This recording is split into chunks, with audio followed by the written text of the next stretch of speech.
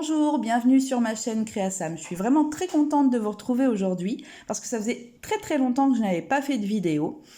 Voilà, je suis très occupée, j'ai repris le boulot, etc. Ma vie professionnelle, personnelle, enfin, bon, on est tous très occupés en fait, et voilà. Maintenant, j'avais quand même très envie de tout doucement recommencer les vidéos quand j'ai quelque chose de sympa à partager avec vous. Voilà, mais sinon, je suis quand même très présente sur ma page Facebook Créasam ou sur Instagram Créasam Art. Vous pouvez me retrouver là-bas, il n'y a aucun souci, je répondrai à vos questions sans problème. Donc aujourd'hui, on m'a demandé un petit tuto concernant le fond que j'avais réalisé sur mon dernier coloriage qui est visible sur ma page Facebook Créasam. Et donc, voilà, je me suis dit que vite fait, bien fait, j'allais vous faire cette petite vidéo.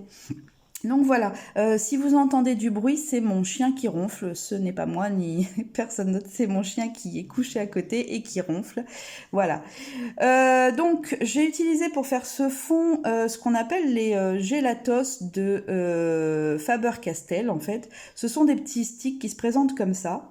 Vendus par couleur, enfin il y a des packs différents, hein, vous verrez sur Amazon ou directement sur le site de Faber-Castell, voilà.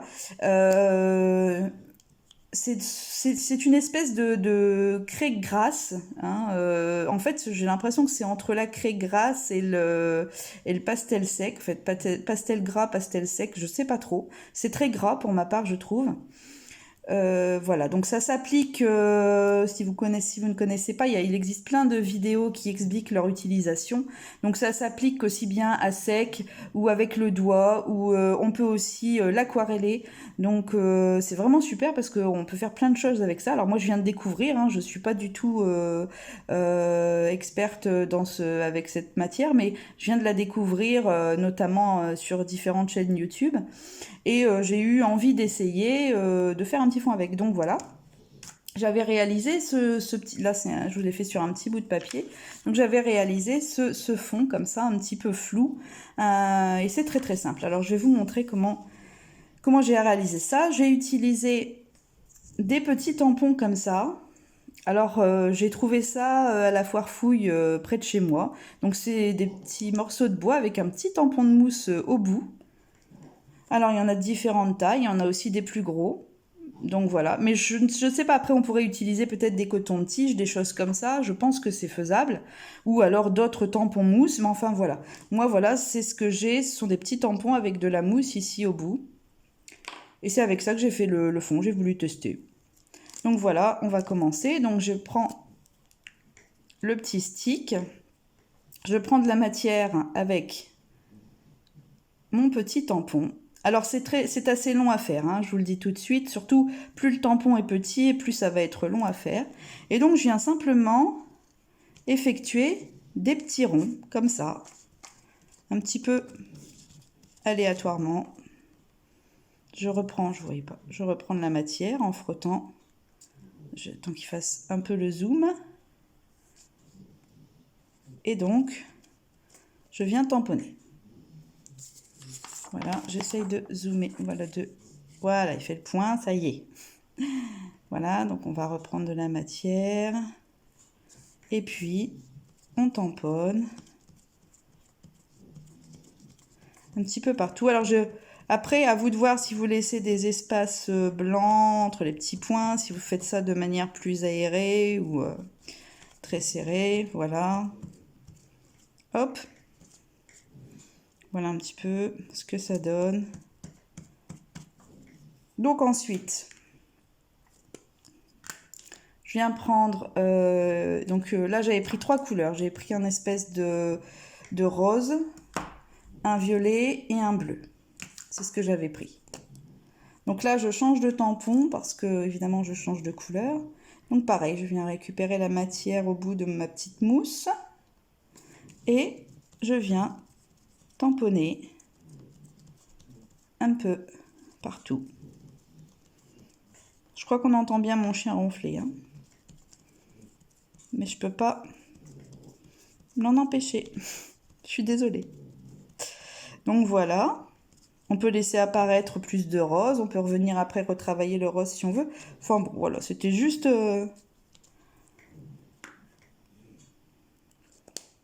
Et ensuite, le dernier, j'ai voulu rajouter une petite touche de bleu. Hop. Alors là, j'en ai mis beaucoup moins, le bleu, parce que comme c'était pas vraiment les couleurs qu'il y avait dans mon colo.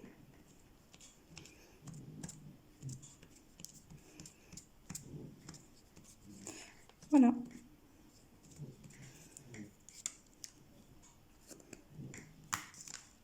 Et c'est tout. J'ai rien fait de plus. Là, je remets un petit peu de rose, peut-être. Pour...